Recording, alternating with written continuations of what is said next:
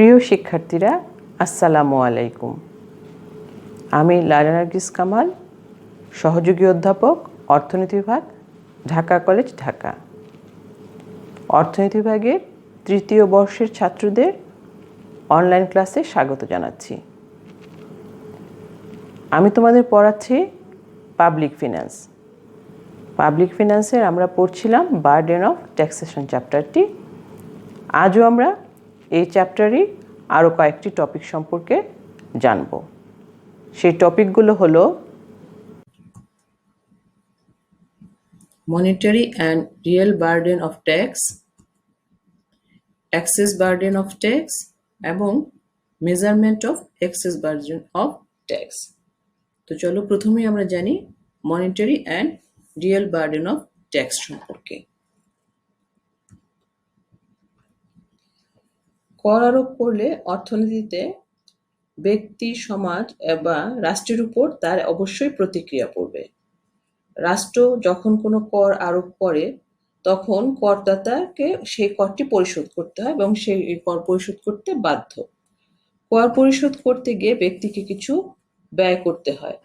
আবার দেখা যায় যে কর আরোপ করার ফলে ব্যক্তির আয়, উৎপাদন, নিয়োগ, সঞ্চয়, বিনিয়োগ, ভোগ ইত্যাদি বিষয়ের উপরও প্রভাব পড়ে। সুতরাং বলা যায় যে করের একটি প্রভাব রয়ে গিয়েছে।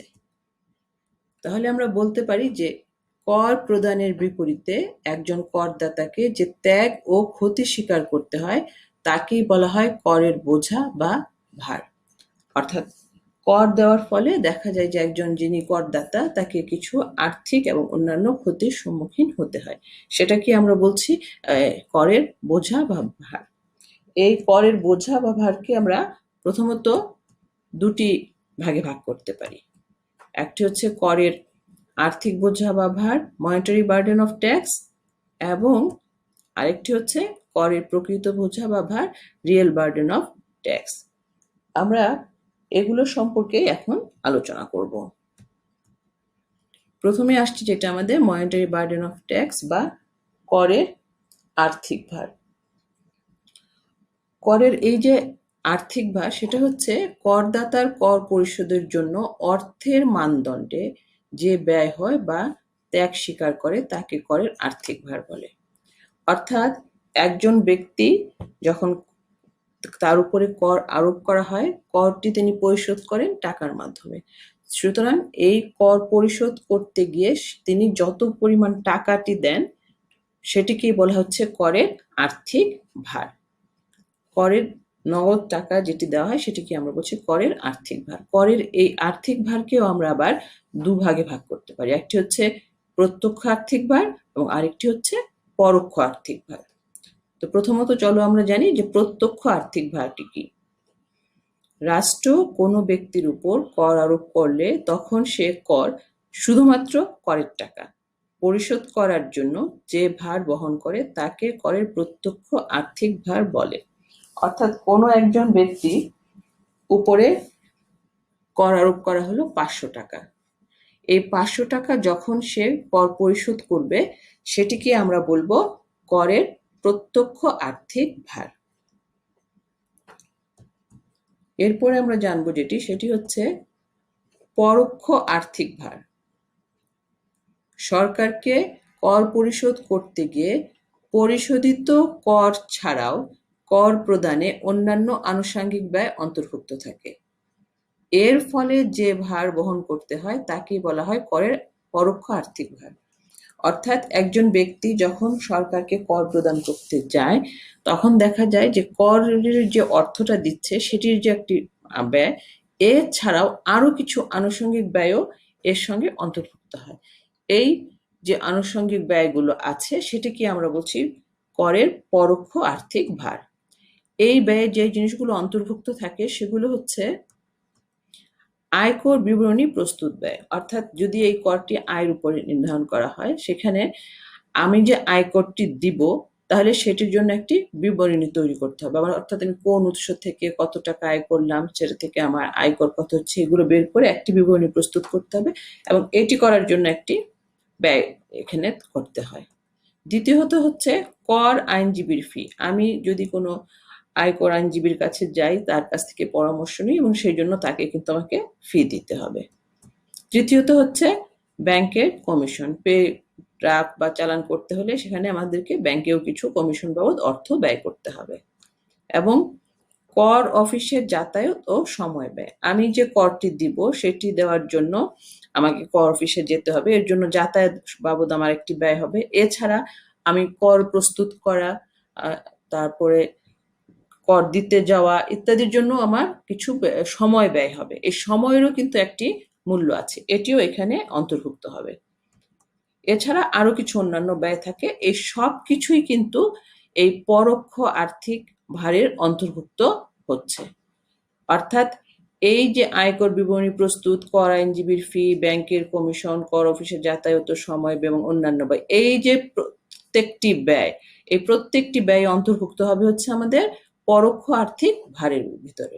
তাহলে আমরা বললাম যে সরকারকে কর পরিশোধ করতে গিয়ে পরিশোধিত কর ছাড়াও কর প্রদানে অন্যান্য আনুষঙ্গিক ব্যয় অন্তর্ভুক্ত থাকে এবং এর ফলে যে ভার বা ক্ষতি করদাতা বহন করে তাই হচ্ছে করের পরোক্ষ আর্থিক ভার। তাহলে এখন আমরা বলতে পারি যে করের যে আর্থিক ভার তার ভিতরে অন্তর্ভুক্ত থাকে পরিশোধিত কর প্লাস আয়কর বিবরণী প্রস্তুত ব্যয় প্লাস কর আইনজীবীর ফি প্লাস ব্যাংকের কমিশন প্লাস কর অফিসের যাতায়াত সময় ব্যয় প্লাস অন্যান্য ব্যয়। এই সব কিছু নিয়েই হচ্ছে আমাদের করের আর্থিক ভার। একটি উদাহরণ যদি আমি তোমাদেরকে বলি তাহলে তোমরা এটা নিশ্চয়ই আরো ভালোভাবে বুঝতে পারবে। মনে করি যে একজন ব্যক্তির আয় হচ্ছে বছরে 6 লাখ টাকা, তার এখানে 10% হারে তার উপর কর আরোপ করা হলো, তাহলে তার বাৎসরিক কর হচ্ছে 60,000 টাকা। এখন তার পরিশোধিত করের পরিমাণ হচ্ছে হলো 60,000 টাকা। অর্থাৎ এটি হচ্ছে করের প্রত্যক্ষ আর্থিক ভার। তারপরে এই যে আয়কর বিবরণী আছে সেটি প্রস্তুত করতে তার খরচ হলো 1,000 টাকা, কর আইনজীবীকে ফি দিতে হলো 600 টাকা, ব্যাংকের কমিশন আমরা ধরলাম 2,000 টাকা, কর অফিসে যাতায়াত এবং সময় ব্যয়ের জন্য আমরা ধরলাম 300 টাকা এবং অন্যান্য ব্যয় ধরলাম আরো 200 টাকা। তাহলে তার এই বাবদ যে ব্যয়গুলো হলো অর্থাৎ করের যে পরোক্ষ আর্থিক ভার সেটি হলো আমাদের 4100 টাকা। তাহলে আমার পরিশোধিত করের পরিমাণ ছিল 60,000 টাকা আর এখানে এই সমস্ত ব্যয় মিলে হলো আমার 4100 টাকা। তাহলে সেই লোকের করের আর্থিক ভার হলো আমাদের 64,100 টাকা। তাহলে আমরা বুঝতে পারলাম যে আসলে কর প্রদান করতে গিয়ে একজন ব্যক্তি আর্থিকভাবে যে অর্থটুকু পরিশোধ দিয়ে থাকেন সেটি তার পরিশোধিত কর এবং অন্যান্য ব্যয়, এর সমন্বিত অবস্থাটাকে আমরা বলছি করের আর্থিক ভার। এরপরে আমরা যেটা জানবো সেটি হচ্ছে আমাদের রিয়েল বার্ডেন অফ ট্যাক্স বা করের প্রকৃত ভার।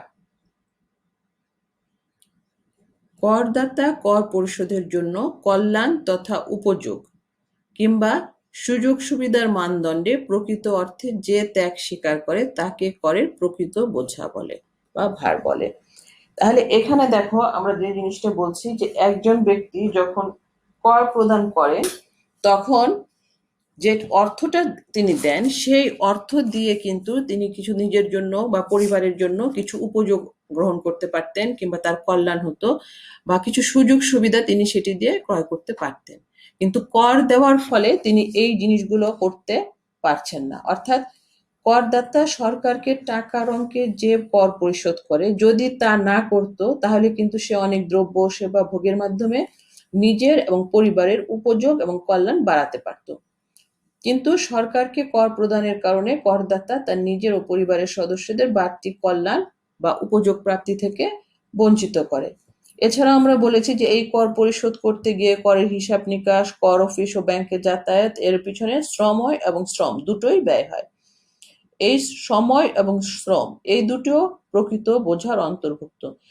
কারণ হচ্ছে যে করদাতা যদি এই যে সময়টা এবং এখানে ব্যয় করলো, শ্রম ব্যয় করলো, সেটা যদি অন্য কোনো কাজে ব্যয় করতো তাহলে কিন্তু তার এবং নিজের পরিবারেরও কল্যাণ উপযোগ বাড়াতে সক্ষম হতো। কিন্তু কর পরিশোধ করতে গিয়ে সেই কল্যাণ লাভের সুযোগ ত্যাগ করে। সুতরাং আমরা এভাবেও বলতে পারি যে করদাতাকে কর প্রদানের বিপরীতে যে ক্রয়যোগ্য পণ্য ও সেবার কল্যাণ এবং সময় ও শ্রম ব্যয় সহ অন্যান্য সুযোগ সুবিধা ত্যাগ করতে হয়, তাই হচ্ছে করের প্রকৃত ভার। অর্থাৎ আমরা তাহলে বুঝতে পারলাম যে এখানে যে কর প্রদান করতে গিয়ে একজন ব্যক্তি যে অর্থটা দেয় সেই অর্থ দিয়ে আসলে যে সে সুযোগ সুবিধাগুলো পেতে পারত, কিন্তু কর প্রদানের ফলে সেই যে কল্যাণ, উপযোগ বা সুযোগ সুবিধা পাচ্ছে না, এর জন্য যে ভার বা বোঝা একজন করদাতা বহন করে সেটাকেই বলা হয় করের প্রকৃত ভার। সুতরাং আমরা এর ফলে আরো দেখি যে এই কর আরোপের ফলে ব্যক্তির ভোগ, উৎপাদন, সঞ্চয়, কর্মস্পৃহা যে পরিমাণ হ্রাস পায় সেটিও হলো করের প্রকৃত ভার বা বোঝা, এবং এর ফলে ব্যক্তির ভোগ, উৎপাদন, সঞ্চয় এবং কর্মস্পৃহাও যে পরিমাণ কমে যায় সেটিকেও আমরা বলছি করের প্রকৃত ভার। সুতরাং আমরা বলতে পারি যে করের প্রকৃত ভার হচ্ছে প্রদেয় করের বিপরীতে ত্যাগকৃত বর্তমান ও ভবিষ্যতে ক্রয়যোগ্য দ্রব্য এবং কল্যাণ প্লাস সময় প্লাস শ্রমব্যয়। তাহলে করের প্রকৃত ভারটা কি? যে আমি যদি মনে করি যে টাকা আমি কর দিচ্ছি সেই টাকা দিয়ে আমি এই সমস্ত জিনিস ভোগ করতে পারতাম, এটি আমি ত্যাগ করছি, এটি হচ্ছে আমার করের প্রকৃত ভার। কিংবা যে সময়টা আমি কর প্রদানের জন্য ব্যয় করছি সেই সময় আমি যদি অন্য একটি কিছু করতাম আমার পরিবারের বা আমার উপযোগ বৃদ্ধি পেত, সেটিও আমি ত্যাগ করছি, এটিও করের প্রকৃত ভার। কিংবা এই করের পিছনে আমি যে শ্রমটা ব্যয় করছি সেই শ্রম দিয়ে যদি আমি অন্য কিছু করতাম তাহলে আমার উপযোগ, কল্যাণ, সুবিধা বৃদ্ধি পেত, কিন্তু আমি এটি করের জন্য ত্যাগ করলাম। এগুলোই সবকিছুই হচ্ছে করের প্রকৃত ভার বলে গণ্য হয়। অর্থাৎ আমরা তাহলে যদি বলি যে আর্থিক ভার যেটি করের ছিল সেটি হচ্ছে যে কর পরিশোধের কারণে করদাতাকে যে পরিমাণ অর্থ ব্যয় করতে হয় তাকে বলা হচ্ছিল করের আর্থিক ভার বা বোঝা। আর কর প্রদানের বিপরীতে ক্রয়যোগ্য পণ্য ও সেবার কল্যাণ, উপযোগ, সময় ও শ্রম ব্যয় সহ যাবতীয় ত্যাগ স্বীকার করাকে আমরা বলেছি করের প্রকৃত বোঝা বা ভার। আমরা যখন করের আর্থিক বোঝা পরিমাপ করেছি তখন কিন্তু আমরা সেটি অর্থের মাধ্যমে পরিমাপ করেছি, আর করের প্রকৃত বোঝা পরিমাপের ক্ষেত্রে আমরা ব্যবহার করেছি যে সুযোগ সুবিধা এবং কল্যাণ বা উপযোগ এটি আমরা কতটুকু ত্যাগ করলাম এই পরিপ্রেক্ষিতে। তাহলে আমরা অবশ্যই এতক্ষণে করের প্রকৃত বোঝা এবং আর্থিক বোঝা এ দুটো সম্পর্কে জানতে পেরেছি। এখন আমরা যেটা জানবো সেটি হচ্ছে এক্সেস বার্ডেন অফ ট্যাক্স বা করের অতিরিক্ত বোঝা।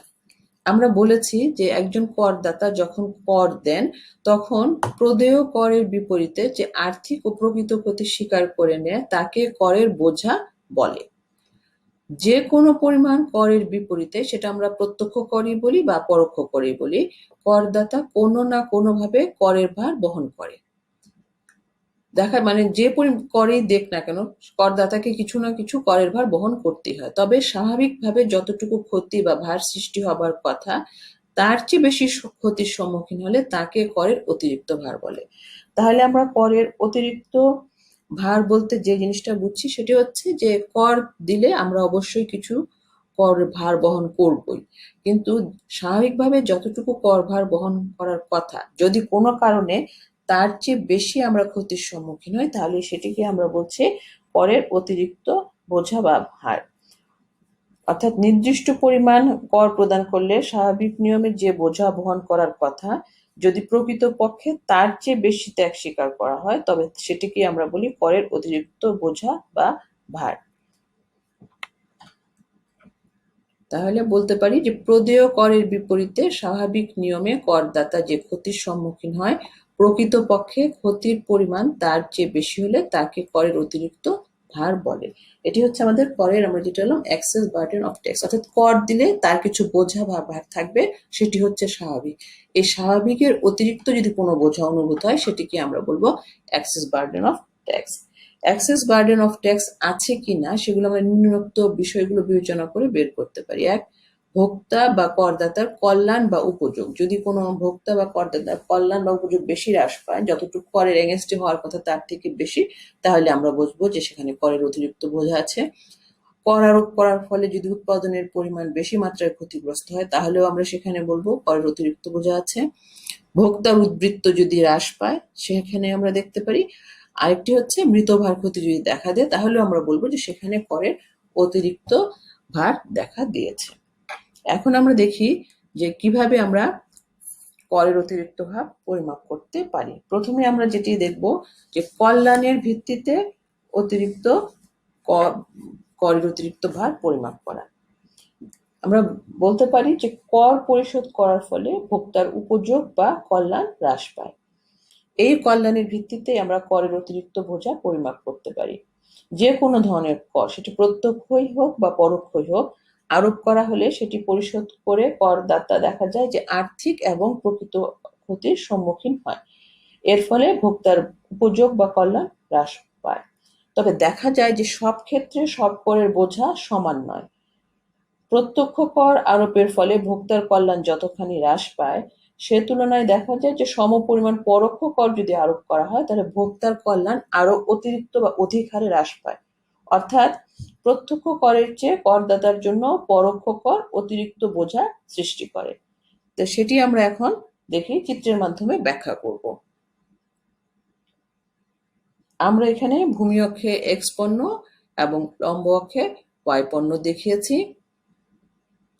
এবি হচ্ছে আমাদের প্রাথমিক বাজেট রেখা এবং IC1 হচ্ছে আমাদের প্রাথমিক নিরপেক্ষ রেখা, এবং আমাদের এবি বাজেট রেখা এবং IC1 নিরপেক্ষ রেখা পরস্পর স্পর্শের মাধ্যমে এম বিন্দুতে ভারসাম্য অর্জন করলো। এখন যদি আমরা মনে করি যে সরকার ভোক্তার আয়ের উপর আয়কর বসিয়েছে, আমরা জানি যে আয়কর হচ্ছে একটা প্রত্যক্ষ ধরনের কর, এবং এই আয়কর আরোপ করার ফলে দেখা যাবে যে আমাদের যে এবি বাজেট রেখা আছে সেটি সমান্তরালভাবে বাম দিকে স্থান পরিবর্তন করে ডিই রেখা হয়ে যাবে, এবং ডিই রেখার উপরে আমরা দেখতে পাচ্ছি যে IC2 নিরপেক্ষ রেখা এবং ডিই বাজেট রেখা দুটি পরস্পর এন বিন্দুতে স্পর্শ করেছে এবং এন বিন্দুতে তারা ভারসাম্য অর্জিত হয়েছে। তাহলে এখানে দেখো, যখনই আমাদের প্রত্যক্ষ কর আরোপ করা হলো তাহলে আমরা ভোক্তা IC1 নিরপেক্ষ রেখা থেকে IC2 নিরপেক্ষ রেখায় নিচে নেমে গেল, অর্থাৎ এম বিন্দু থেকে তার ভারসাম্য নেমে গেল এন বিন্দুতে। এবং আমরা জানি যে এই যে উপরের নিরপেক্ষ রেখা নিচের নিরপেক্ষ রেখা থেকে অধিক তৃপ্তিদায়ক, সেই থেকে আমরা বলতে পারি যে এখানে অবশ্যই ভোক্তার কল্যাণ হ্রাস পেল, অর্থাৎ সে এম থেকে এন এ শিফট করাতে আয়কর আরোপ করার ফলে তার কল্যাণ হ্রাস পেয়েছে। এখন যদি আমরা মনে করি যে অন্যদিকে সরকার এক্স দ্রব্যের উপর মূল্য কর আরোপ করলো, এখন এক্স দ্রব্যের উপর মূল্যের কর আরোপ করার ফলে, অর্থাৎ এটি কোন ধরনের কর, এটি হচ্ছে আমাদের পরোক্ষ কর। তাহলে দেখা যাবে যে এক্স দ্রব্যের উপর পরোক্ষ কর আরোপ করায় পরোক্ষ করের ক্রয় ক্ষমতা এক্স দ্রব্যের ক্রয় ক্ষমতা আমাদের কমে যাবে, এবং এর ফলে দেখা যাবে যে আমাদের নতুন বাজেট রেখাটি হবে AC, এবং এই AC রেখায় আমরা দেখতে পাবো যে IC3 নিরপেক্ষ রেখা যেটি আছে সেটি AC বাজেট রেখার সঙ্গে P বিন্দুতে ভারসাম্য লাভ করেছে। অর্থাৎ দেখা যাচ্ছে যে এখানে কর আরোপের পূর্বে যেখানে ভারসাম্য ছিল M বিন্দুতে, পরোক্ষ কর আরোপ করার ফলে সেটি নেমে এসে হয়েছে P বিন্দুতে, অর্থাৎ এখানেও কিন্তু ভোক্তার কল্যাণ হ্রাস পেয়েছে। এখন আমি যদি প্রত্যক্ষ কর এবং পরোক্ষ কর দুটির একটু কম্পেয়ার করি তাহলে দেখতে পাবো যে প্রত্যক্ষ কর এবং পরোক্ষ কর দুই ধরনের কর আরোপ করার ফলেই কিন্তু ভোক্তার কল্যাণ হ্রাস পায়। প্রত্যক্ষ কর আরোপ করার ফলে আমরা দেখলাম এম থেকে এন বিন্দুতে গিয়েছে, আর পরোক্ষ কর আরোপ করার ফলে আমরা দেখতে পাচ্ছি এম থেকে পি বিন্দুতে গিয়েছে। সুতরাং দুই ক্ষেত্রেই ভোক্তার কল্যাণ হ্রাস পেয়েছে। সুতরাং এখানে বোঝা রয়েছে, কিন্তু দেখা যাচ্ছে যে আমি যদি এখন সমপরিমাণ প্রত্যক্ষ কর এবং পরোক্ষ করের মধ্যে এই তুলনাটি করে দেখি তাহলে দেখব যে সমপরিমাণ প্রত্যক্ষ কর এবং পরোক্ষ কর আরোপের ফলে সমপরিমাণ প্রত্যক্ষ করে ভোক্তার কল্যাণ যতটুকু হ্রাস পেয়েছে, কিন্তু পরোক্ষ কর আরোপ করায় সেই কল্যাণ কিন্তু আরো অধিকতর হ্রাস পেয়েছে। অর্থাৎ প্রত্যক্ষ করের তুলনায় পরোক্ষ করের ক্ষেত্রে ভোক্তাকে যে বাড়তি কল্যাণ বা উপযোগ ত্যাগ করতে হয়েছে সেটি আমরা পরোক্ষ করের অতিরিক্ত বোঝা বলে বিবেচিত করছি। অর্থাৎ আমরা এখানে কোন সিদ্ধান্তে আসতে পারি যে সমপরিমাণ প্রত্যক্ষ এবং পরোক্ষ কর আরোপ করার ফলে পরোক্ষ করের ক্ষেত্রে ভোক্তার কল্যাণ অতিরিক্ত হ্রাস পায়। তাহলে আমরা কল্যাণের ভিত্তিতে এভাবে করের অতিরিক্ত ভার পরিমাপ করতে পারি। এরপর আমরা যেভাবে করের পরিমাপটি দেখব সেটা হচ্ছে মৃতভার ক্ষতি বা ডেড ওয়েট লসের সাহায্যে কিভাবে আমরা করের বোঝাটি পরিমাপ করতে পারি, অতিরিক্ত বোঝাটি দেখা যায়। আমরা দেখতে পাবো যে কর আরোপ করার ফলে ভোক্তা এবং উৎপাদক উভয়ই ক্ষতিগ্রস্ত হয়, যার ফলে দেখা যায় যে কর আরোপের ফলে ভোক্তার উদ্বৃত্ত হ্রাস পায়, আবার অন্যদিকে উৎপাদকের উদ্বৃত্ত হ্রাস পায়। করের প্রভাবে এই যে ভোক্তা এবং উৎপাদক দুইজনেরই যে অতিরিক্ত উদ্বৃত্ত একসাথে হ্রাস পায় সেটাকে আমরা বলছি যে করের মৃতভার ক্ষতি বা করের অতিরিক্ত বোঝা, যেটাকে আমরা করের অতিরিক্ত বোঝা হিসাবে বিবেচিত করি। কিভাবে আমরা এটা পরিমাপ করতে পারি চলো দেখি। এখানে আমরা ভূমি অক্ষে দেখিয়েছি উৎপাদনের পরিমাণ এবং লম্ব অক্ষে দেখিয়েছি আমরা প্রাইস। ডি হচ্ছে আমাদের চাহিদা রেখা এবং এস হচ্ছে আমাদের যোগান রেখা। ডি চাহিদা রেখা এবং এস যোগান রেখা দুটি আছে এখানে। এখন আমরা একটু জানি যে এ দুটো আমাদের রেখা যে বিন্দুতে কাট করলো বা ভারসাম্য অর্জন করলো সেই বিন্দুটি হচ্ছে আমাদের বি বিন্দু। বি বিন্দু অনুযায়ী আমরা দেখতে পাচ্ছি আমাদের এখানে উৎপাদনের পরিমাণ নির্ধারিত হয়েছে 5 একক এবং দাম নির্ধারিত হয়েছে 200 টাকা। এখন দেখো যে এখানে আমরা একটা কথা বলেছি যে ভোক্তার উদ্বৃত্ত এবং উৎপাদকের উদ্বৃত্ত।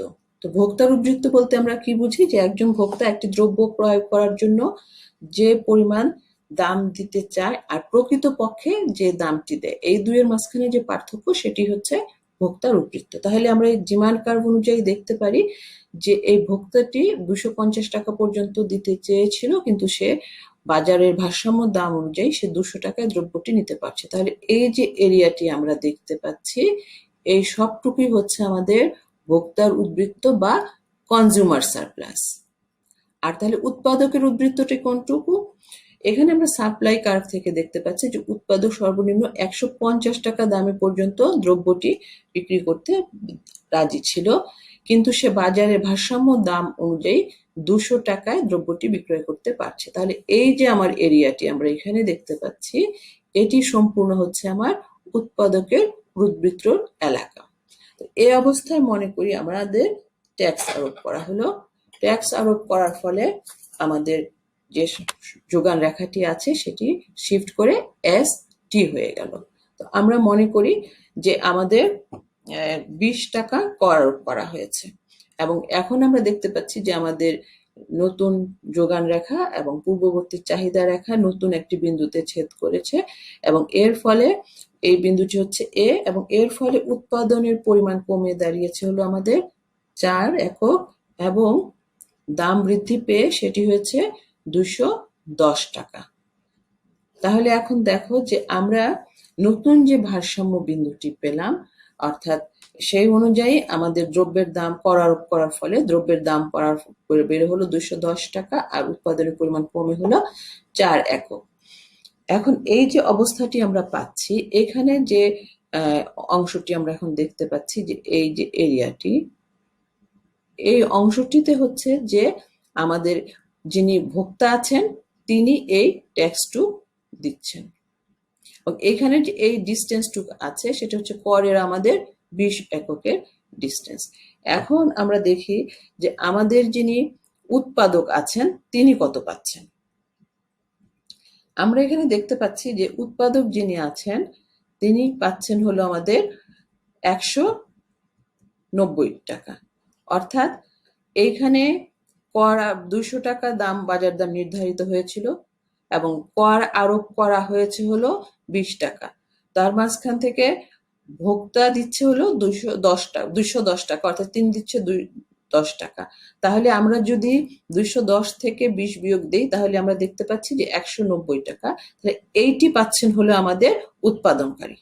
তাহলে এইখানে আমরা দেখতে পাচ্ছি যে কর আরোপের পূর্বে ভোক্তার উদ্বৃত্ত ছিল আমাদের, আমরা বলেছিলাম যে এই পুরো এরিয়াটা, কিন্তু এখান থেকে আমরা দেখতে পাচ্ছি যে এই যে অংশটুকু এইটুক হচ্ছে ভোক্তা যেটুক ট্যাক্স দিচ্ছে সেই এলাকা। সুতরাং ভোক্তার উদ্বৃত্ত হ্রাস পেয়ে এখন আমাদের এই এলাকায় সেটি সীমাবদ্ধ হয়ে গিয়েছে।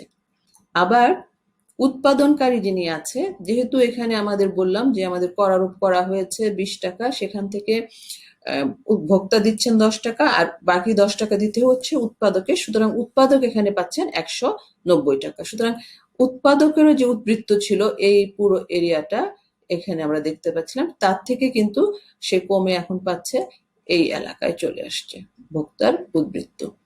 এই এলাকাটুকু আসছে হচ্ছে সে দিচ্ছে ট্যাক্স, অর্থাৎ এই যে এই C190, 200 এবং এই পর্যন্ত সে দিচ্ছে হলো ট্যাক্স। এইটুক দিচ্ছে আমাদের উৎপাদক ট্যাক্স এবং এইটুক দিচ্ছে আমাদের ভোক্তা ট্যাক্স, এবং এইটুক হচ্ছে আমাদের এখন উৎপাদকের উদ্বৃত্ত আর এইটুক হচ্ছে আমাদের ভোক্তার উদ্বৃত্ত। তাহলে এই যে অংশটুকু এইটুক কে পাচ্ছে? এইটুক না পাচ্ছে উৎপাদক, না পাচ্ছে ভোক্তা। অর্থাৎ এই উপরের অংশটুকু, উপরের ত্রিভুজটাকে যদি আমরা দেখি, এটা হচ্ছে আমাদের যে ভোক্তার উদ্বৃত্ত ছিল সেটার অংশ অন্তর্ভুক্ত ছিল, কিন্তু এখন এটি ভোক্তার উদ্বৃত্তের অংশও নয় আবার ট্যাক্সের অংশও নয়।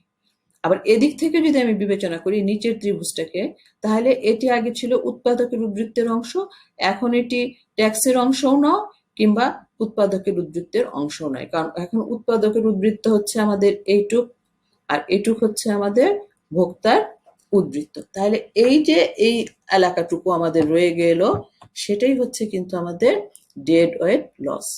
এই ABC দ্বারা যে আমরা ত্রিভুজ ক্ষেত্রটা নির্ধারণ করতে পারছি সেটি হচ্ছে ডেড ওয়েট লস হিসাবে বিবেচিত হয়ে থাকে। এবং দেখা যাচ্ছে যে এই যে উৎপাদন কমে গিয়েছে, 5 একক থেকে 4 একক হয়েছে, যার ফলে কিন্তু এই ডেড ওয়েট লসের অস্তিত্বটি দেখা দিয়েছে। তাহলে আমরা এখানে বলতে পারি যে এই যে আমাদের ডেড ওয়েট লসটি আছে সেটির মাধ্যমে আমরা করের অতিরিক্ত ভার পরিমাপ করতে পারি। তো প্রিয় শিক্ষার্থীরা, আজ আমার ক্লাস এখানেই আমি শেষ করছি। যে টপিকগুলো আমি পড়ালাম তোমরা নিজেরাও বাসায় এগুলো পড়বে এবং তোমরা যে সময়টা পেয়েছো সেই সময়টার সদ্ব্যবহার করার চেষ্টা করবে। কলেজে আসছো না ঠিকই, কিন্তু বাসায় থেকে নিরাপদে থাকবে, নিজে ভালো থাকবে, আশেপাশের সবাইকে ভালো রাখবে এবং সময়ের সদ্ব্যবহার করবে। বাইরে বের হলে অবশ্যই মাস্ক পরে বের হবে। সবাইকে আমার ক্লাস দেখার জন্য আন্তরিক ধন্যবাদ জানিয়ে বিদায় নিচ্ছি। আল্লাহ হাফেজ।